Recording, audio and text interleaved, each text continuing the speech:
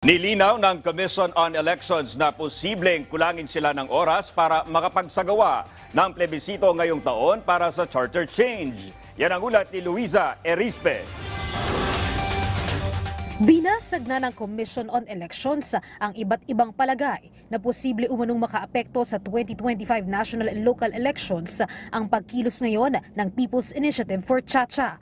Sa isang panayam kay COMELEC Chairman George Erwin Garcia, sinabi niyang kahit pa tinatanggap nila ang mga papel na may mga pirma para sa inisyatibo, hindi naman ibig sabihin nito uusad na ang PI. Sabi niya, posibleng magipit pa nga sila sa oras para maisagawa ang plebisito ngayong taon at maunsyami ito hanggang sa 2026. Hindi kami pwede magplebisito ng 2025. Sapagkat lalo-lalo na po yung January, crucial na po yun. Yung January to April, crucial po yun sa COMELEC. Sapagkat dyan po tayo magpiprint ng mga balota, dyan po tayo mag-cleansing ng mga list of voters, dyan po tayo mag-voters education. November, December, we cannot do the plebiscite. Paliwanag pa ni Garcia, hindi man sila sa verification matagalan, posibleng sa bilangan ng pirma sila maging mabusisi.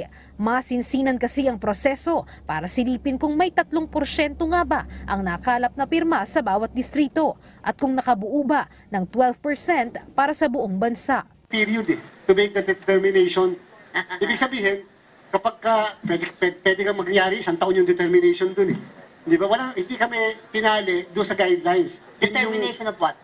Whether sufficient siya in form and substance or whether nakuha yung 12% or 3%. Nasa amin yun eh. Ang Constitution. The determination by COMELEC can take some time. But the conduct of the election should proceed as is.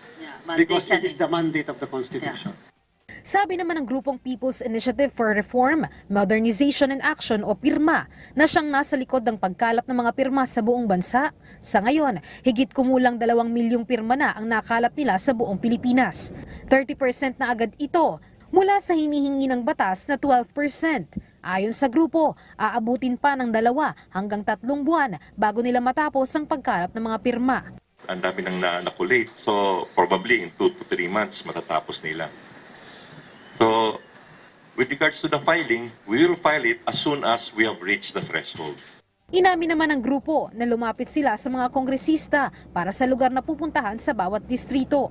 Maliban dito, wala na silang iba pang hinihing tulong mula sa mga mambabatas. At bago pa man pirmahan ng publiko, nilinaw din nila na nakasaad sa papel kung bakit nila isinusulong ito at ito ay para pag-isahin ng boto ng Senado at Kamara sa pag-amyenda ng saligang batas. Fully transparent, fully understood by the people what they are signing because nakalagay po yan doon sa signature form kung ano yung kanilang pinipirmahan. Luisa Erispe para sa Bayan.